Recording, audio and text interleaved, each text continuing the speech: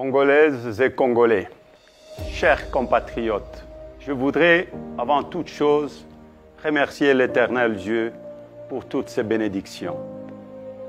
Permettez-moi ensuite de m'incliner devant la mémoire de nos compatriotes et de tous ceux qui ont perdu leur vie suite aux activités criminelles de groupes armés, internes et externes, et surtout l'étendue du territoire national, notamment à Ituri, au Nord Kivu et à Kwamut.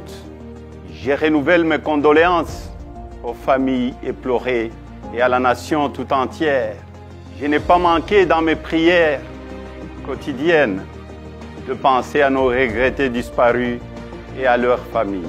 Aucun de Congolais, ni toute autre personne vivant dans notre pays ne devrait payer de sa vie du fait de l'incapacité des autorités établies à protéger les citoyens et leurs biens. Chers compatriotes, la vie de nos concitoyens ne peut être sacrifiée sur l'autel des intérêts égoïstes. C'est ici pour moi l'occasion d'honorer la mémoire des victimes de la barbarie et des injustices, parmi lesquelles notre regretté frère et camarade de Rez Mémoire, Chérimain Okende, dont le corps est toujours gardé depuis bientôt 4 mois entre les mains de la justice, sans aucune explication, prolongeant ainsi une douleur inacceptable ressentie par sa famille et ses proches.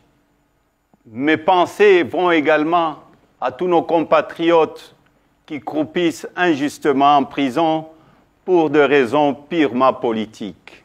Chers compatriotes, s'agissant du processus électoral en cours, le pays le plus peuplé d'Afrique centrale, la République démocratique du Congo, ira aux urnes le 20 décembre prochain pour élire son 6e président, ainsi que le représentant du peuple à plusieurs niveaux. Ce processus se déroule dans un contexte de conflit armé persistant dans la partie est du pays et suscite également beaucoup d'inquiétudes sur plusieurs plans. Malgré les faiblesses observées et plusieurs fois dénoncées, je tiens à saluer l'attitude de la CENI et la Cour constitutionnelle pour le traitement équitable des candidatures à l'élection présidentielle.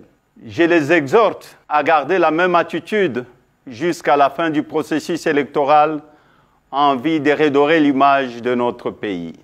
Chers compatriotes, le temps est arrivé de mettre un terme à l'insécurité et aux tueries surtout dans la partie est de notre République, de répartir équitablement les richesses du pays et de dissiper la misère de la population, de mettre fin à la gabegie financière, au détournement, à la corruption et au tribalisme, de couper court à l'instrumentalisation de la justice, de doter la République d'une administration efficace, d'une armée républicaine, professionnelle et dissuasive et d'une police au service des citoyens, de restaurer l'autorité de l'État, d'améliorer les conditions socio-économiques des Congolais. Je suis convaincu que notre détermination de sortir de ces conditions de vie qui se dégradent continuellement va conforter notre énergie, notre sens de responsabilité et notre maturité pour mettre fin à la gouvernance chaotique qui nous est imposée. Bref, il est temps de rendre la dignité aux Congolaises et aux Congolais. Le beau temps est arrivé, il est à notre portée. Mon combat est l'instauration de la démocratie et d'un état de droit où il fera bon vivre. S'inspirant de certains enseignements de nos illustres disparus, je citais Joseph Kasavubu, le président Joseph Désiré Mobutu, le président Laurent Désiré Kabila et le premier ministre Patrice Emery Lumumba. Je soutiendrai qu'il est temps d'écrire ensemble notre propre histoire une histoire de gloire, de dignité et non d'injustice. Ils nous ont appris notamment à privilégier l'intégrité et l'honnêteté, l'unité, la concorde et la cohésion nationale, la dignité du peuple congolais, l'autoprise en charge du peuple et le combat pour la liberté. Chers compatriotes, j'aimerais féliciter les autres candidats à l'élection présidentielle pour la sélection de leur candidature et leur rappeler que nous sommes tous filles et fils de ces pays. Nous ne sommes pas des ennemis, mais simplement des adversaires politiques. Les élections ne peuvent et ne doivent pas être à la base des divisions, mais plutôt à la confirmation de notre maturité politique en tant que filles et fils d'une même nation. J'en appelle donc à la cohésion et à l'unité nationale, si chèrement acquises et qui sont mises à mal par des antivaleurs, notamment le tribalisme et le népotisme. Nous devons tous de sensibiliser nos équipes de campagne et nos militants au respect mutuel et aux échanges constructifs pour le bien-être de notre pays. Par ailleurs, je demanderai à tous les candidats de s'impliquer dans le processus électoral afin que la vérité des urnes soit respectée et observée par tous. Chers compatriotes, malgré tant de mensonges, d'intoxication, de diabolisation, de montages grossiers et de manipulations à mon égard, vous avez continué à faire confiance en ma modeste personne.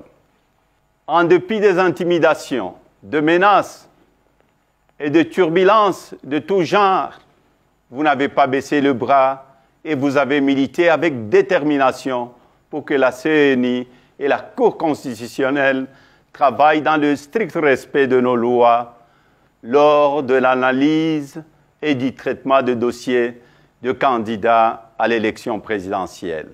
Je vous en remercie et vous exhorte à rester vigilants jusqu'à la publication de résultats qui seront la consécration de notre victoire tant attendue. Je tiens également à remercier la communauté internationale pour son appui et son accompagnement dans ce processus dont tous les Congolais attendent une issue heureuse et respectueuse de leur volonté pour un climat post-électoral apaisé. Chers compatriotes, mon parti a un programme de gouvernance chiffré qui sera dévoilé au moment opportun et pour lequel nous restons ouverts à la contribution d'un chacun en vue de sa consolidation et de son appropriation pour tous les enfants de ces beaux pays que nous avons malheureusement transformés en enfer. Pour le changement, le temps est arrivé. Pona bongwana, tango ekoki. Washituluilu, dibadi ya kumbani. Samu na sombodolo, tangu mefwana. Kwa mabadilisho ya wakati inenea. Un autre Congo est possible.